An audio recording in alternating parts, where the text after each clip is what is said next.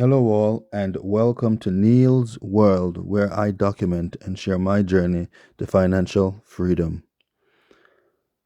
Now, today I'm going to talk about 10 habits of the rich.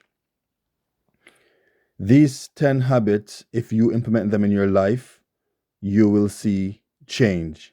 You will experience what the 1% experiences every day. But this will require you to start now and putting things in place, implementing by this video now.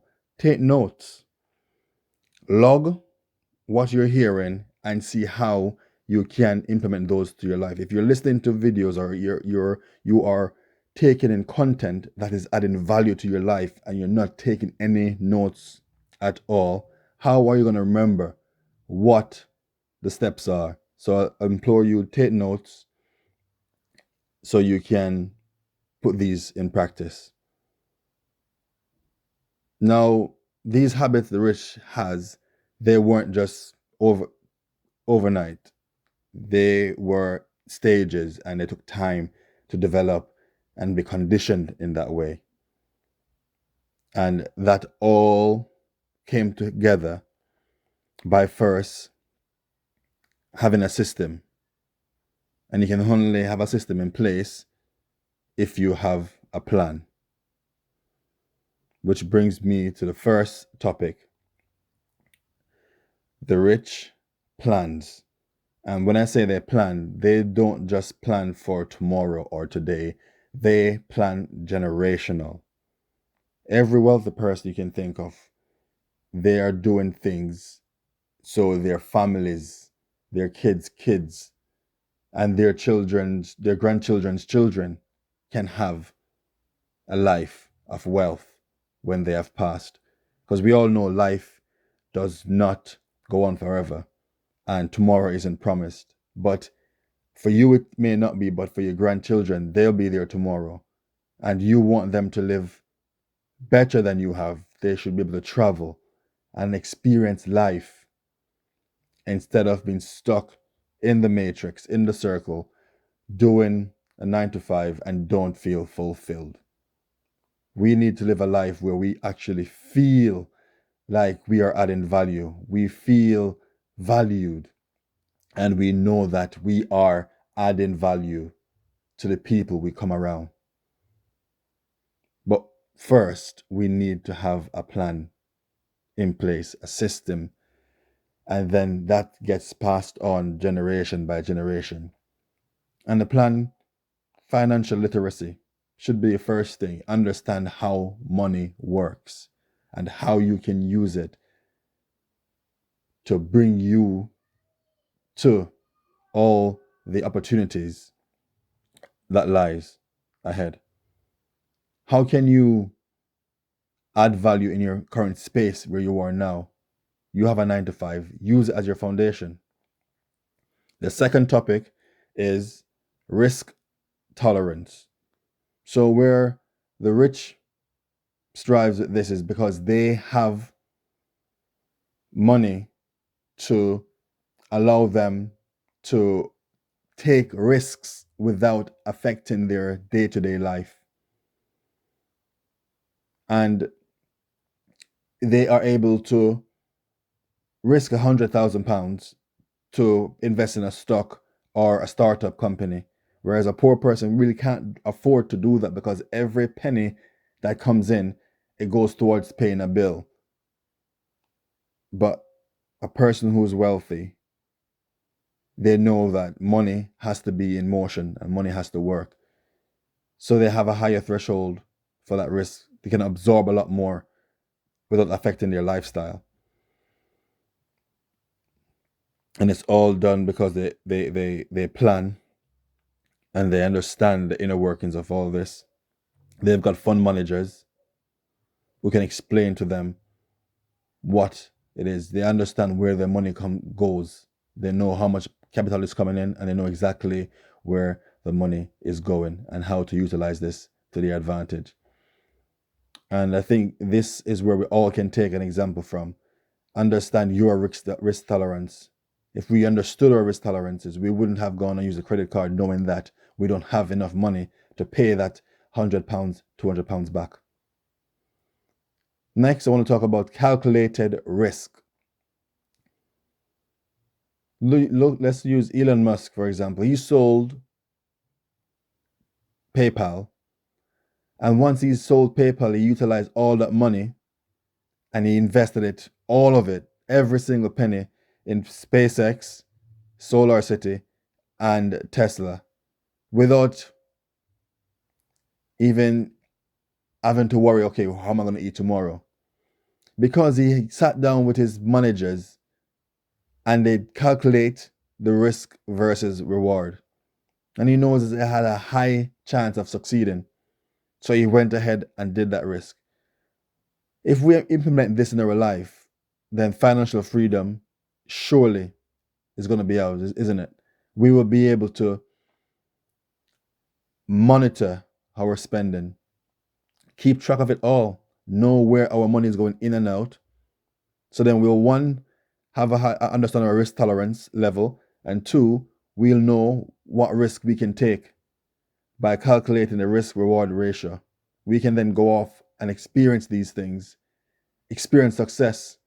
We understand that failure isn't an hindrance, and failure is a building block to success.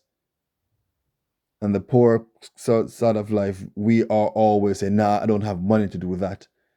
And if you now buy a stock, I remember telling friends to buy and invest in a certain stock or crypto, and when they invest in it, every single day they'll watch that funds. And if it goes down, they'll want to sell. But you have to understand it over time, it will work. Second thing is time management. They manage their time well. Their entire day is booked. They know exactly every hour is accounted for. And it's used to not just do work, but to also develop themselves. They read, they consume information, knowledge, and they also understand how to use that information, newfound information, to their advantage, to build themselves. You know, they believe in having a healthy mind, so they try not to take in toxic information. Whereas in your lower circles, you'll have people just bringing you ridiculous topics to discuss that has no impact to your life. You know, talking about the Kardashians isn't going to make you eat more food tomorrow morning, is it? Nor is it going to make you a profit. So talk about, if you're not talking about things that's going to add value, or you're talking about family, I know you can do stuff, you won't, it doesn't make sense to you at all. Also, next one to write down is discipline. They are disciplined, and it started from when they were young. Keep an account. Be accountable for your life, for your time. If you want to be fit and healthy, if you want to be successful in any realm of life, you need to have discipline to get up and go after it. And if you've been knocked down, get up and go again. You have to understand discipline is key. Otherwise, you'll snooze your alarm and not get up. And then you can't pass it on to your generations. You can't pass it on to your kids. You know, you have to be self-disciplined. And if your life is structured and you have your routine and you know exactly what you're trying to achieve, what can stop you from achieving that? Nothing.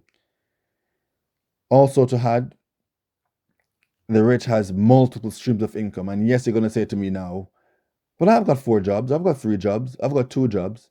Yes, those are streams of income, but what are you doing with that income? Is it just going straight to debt?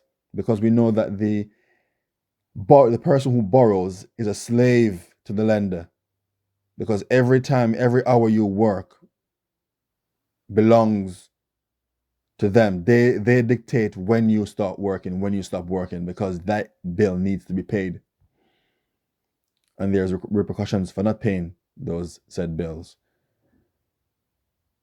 So to be a millionaire, you need to have a minimum of 7 streams of income. Also, to be considered of wealth and having a good income stream, you need to be earning upwards of £5 million per year. So you need to start looking at that and thinking, oh my gosh, £5 million. Yes, but it doesn't start overnight rolling in cash. You need to put your plans in place and build it up eventually. Your income streams will have doubled. Probably you'll have gone past 7 streams of income. Because if you can make your first 100,000, making a million will come a lot easier. Because you're going to do the same effort twice. Also, social circle has a lot to do with this. So the rich has a good social circle. Not just that they support them or support system, but everyone in their circle, in their community, are also hunters. They're going off to make impact. They're investing. They have the access to information, new ideas coming through, startups approaching them because they've got the money to back these companies. And if you can get into that circle, if you can meet one person who's a millionaire, have that person mentor you. And they'll help you to build. But you've also got to be disciplined and eager and willing to do, within reason, the things that is necessary to achieve the next level you. Every next level of your life will need a new you, a new version of yourself. And you've got to find that peace and be able to go off and get it. Because no one is going to give it to you. You can't wait on your government to do it for you. So you've got to put yourself in a place where opportunity can come to you. Also, the rich give back. And giving back isn't just because, oh, I've got the money to give back. No, they're adding value. They are willing to make change in people's lives. You'll see them going off and they're trying to create food banks. They're trying to rebuild houses, trying to build schools in areas where they don't have it. They're giving the schools computers and giving access to the students, kids, to books, learning materials. They're adding value in everyday life. Whereas a person will see something that they could potentially help with, but they don't because they don't have the time and energy to do this for free. And I'm not saying that poor people don't volunteer in care homes or help homes and they don't go to school and volunteer at the time. But most of the time, it's a wealthier person that's doing it because they have passion and purpose coming from giving back. And giving back gets contagious. The more you do it, the more you want to do it. They value their time, they value their community, and they value the people around them. So they have resilience, mental resilience. Every time something goes wrong or they fail in an area, they get up and they go after it again. They never quit. They never give up. They know that if they fall, they can try again and again and again